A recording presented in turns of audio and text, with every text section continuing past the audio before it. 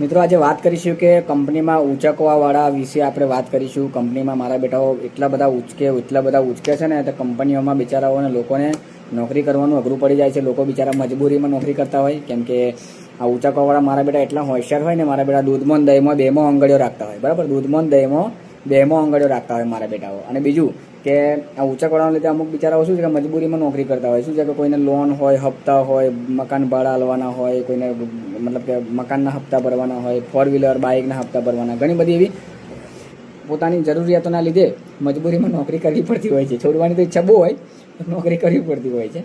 તો આ મારા બેટા ઉંચકવાવાળાઓ બહુ હોશિયાર હોય છે મારા બેટાઓ. અને સાહેબને તો એવા ખતરનાક લાગે ને તો ખબર બી ના પડે. સાહેબ હો એમના એમાં આવી જાય મારા બેટા. અને ના તો પાડ જ ના કોઈ બી વસ્તુમાં. આપણે મીટિંગ થાય ને ડીઆરએમમાં, કે મેરે કોઈ 10 વાગે ડીઆરએમ થાય, ડેલી રિવ્યૂ મીટિંગ. તો મારા બેટાઓ સુપરવાઇઝર હોય, બરાબર, ગમે તેવો હોય, ફોર एग्जांपल समझी जजो का हमारा बड़ा मीटिंग में कही दे, हाँ मेरे को इतना टाइम चाहिए ही चाहिए, कुछ भी करो, डू एंड डाई, करो या मरो, मेरे को इतना चाहिए ही चाहिए, मेरे को आज का मेरे को 32 टन 35 टन चाहिए ही चाहिए, बराबर. टारगेट आप भले 30 टन का है, साइकिल टाइम हमारा पूरा शिफ्ट का 8 घंटे का भले 30 टन का है, मेरे को 35 टन चाहिए ही चाहिए.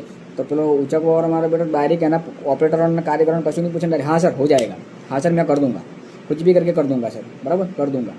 અને બીજું કે આગળ બીજી વાત કરીએ આપણે કે મારા બેટા ગમે તેવું ના થાય ને તો આગું પાછું આડું અવડું કરીને ગમે તે રીતે કરાવી જ દે મારા બેટા. અને મારા બેટા બીજી વાત કે સાહેબને દેખાડો કરવા સારું તો આ શિપ પતી જાય ને મારા બેટાની, શિપ પતી જાય પછી બી રોકાય અડધો કલાક સાહેબને દેખાડવા સારું. પ્લાન્ટમાં આવે સાહેબ કે હા રોકાયો, એટલે સાહેબને શું લાગે, ખરા હા બહુ આ વ્યક્તિ બહુ કામ કરે પણ કશું નહીં. 2 કલાક પોલ જ મારી હોય, એની ફર્સ્ટ શિપ પતી ગઈ હોય ને 2 વાગ્યા પછી, તો 2 કલાક ખાલી પોલ જ મારી હોય, કશું કર્યું ના હોય. કારણ કે સેકન્ડ શિપ વાળો સુપરવાઇઝર તો ઓલરેડી અવેલેબલ છે બચારો, એ કરતો જ હોય કામ. એની શિપમાં માણસો લગાવી દીધા હોય, બરાબર, બધું જ લગાવી દીધું હોય, બરાબર. તો 2 કલાક કશું નહીં, ખાલી પોલ મારવા જ રોકાયો હોય, ખાલી સાહેબને દેખાડો કરવા કે હું રોકાયો એમ. અને બચારો પેલો વગર વેતનો ગદ્દા મજૂરી કરીને મરી જાય મિત્રો. તો ઘણા બધા એવા બિચારાઓ આગળ નથી આવતા. એનું કારણ શું, ગદ્દા મજૂરી કરે, સ્માર્ટ વર્ક બી કરે છે બિચારો, પણ એમને ઉંચકતા નથી આવડતું, મતલબ ઉંચકતા નથી બિચારાઓ, ચાપલુસી નથી કરતા, દોડ ડાય પણ નહીં કરતા બિચારાઓ, બરાબર.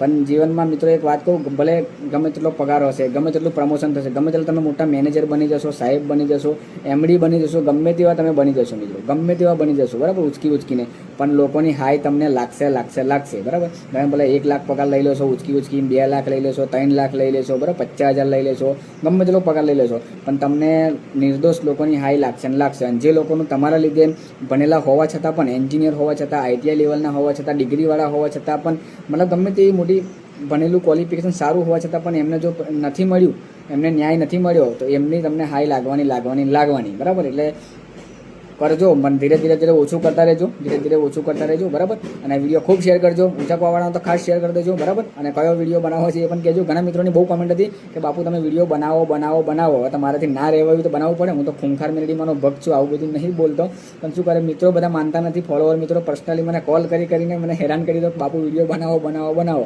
એટલા માટે વિડીયો બનાવ્યો છે, બરાબર. તો પ્લીઝ સુધરી જજો ઉંચકવાવાળા, બરાબર, ધ્યાન રાખજો, આગળ બીજો વિડીયો ના બનાવવો પડે. રામ જય માતાજી. વિડીયોને ખૂબ શેર કરી દેજો, અને પહેલી વાર આવ્યો હોય તો ફોલો કરી દેજો મિત્રો. રામ જય માતા.